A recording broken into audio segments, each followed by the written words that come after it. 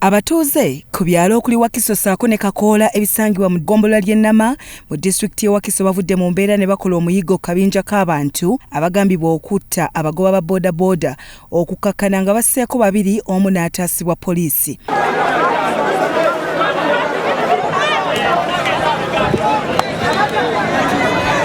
Kubattiddwa kuliko ategerekeseeko nga Junior wabula n'ekyewunyisiza bonna baana nzaalo ya ku kyalo era waliwo n'agambibwa okubeera omusirikale wa CMI Kenneth Mugombesha. Poliisi gwetaasizza ku batuuze nga kigambibwa nti ono yadumira akabinja kano. Kino kidiridde ekireekesezza olwaleero abagoba ba boodabooda babiri okuli Richard Mawanda ne Sunday Semanda okuba nga batemeddwatemeddwa pikipiki zaabwe ne bazitwala. Omu ku batuuze atunyumidde engeri gye bazuddemu Mugombesha. Okugenda okulaba engalo nga ziriko omusaayi gw'ekisenyi gye batidde bali ababiri nga n'ettaka ery'ekisenyisenyi nga kweriri okwo kwennyini. Abangungu ne bagenda ne bakwata emiggo ne bakwata amabuloka ne bamukuba. Charles gyagenda nga yatwala ebyokwerinda ku kyalo Wakiso agamba nti omu kubattiddwa mwana wa ku kyalo kyokka nga kigambibwa nti akabinja kano kanene era nga basiŋŋaaniddwa n'amasimu ssaako ne jaketi z'abagenzi kwe kutwalira amateeka mu ngalo. Naye ng'abadde awangalya Wakiso wangalya naye ng'owenzaalwa azaalibwa Lukalu Kimbuguma. Abantu abo babadde akakoosi kanene.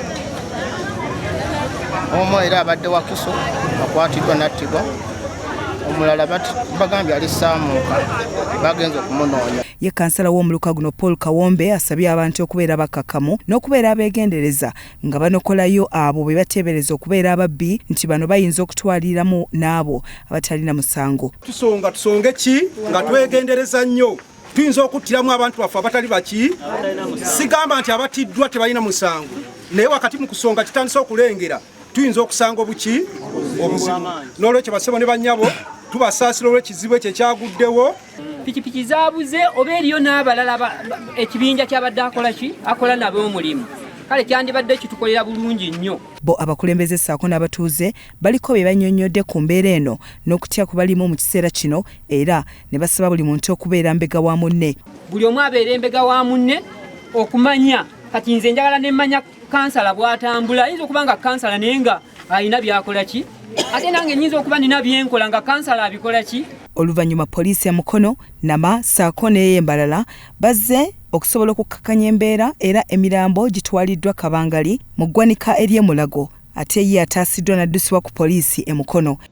Nnyinza okukakasa kuggwe nti abantu bana be bafudde oba be bafiiridde be batidde abantu bana be batidde ekiro ekikeziza olwaleero ne ku makya leero eyo mu ggombolola ya Nama.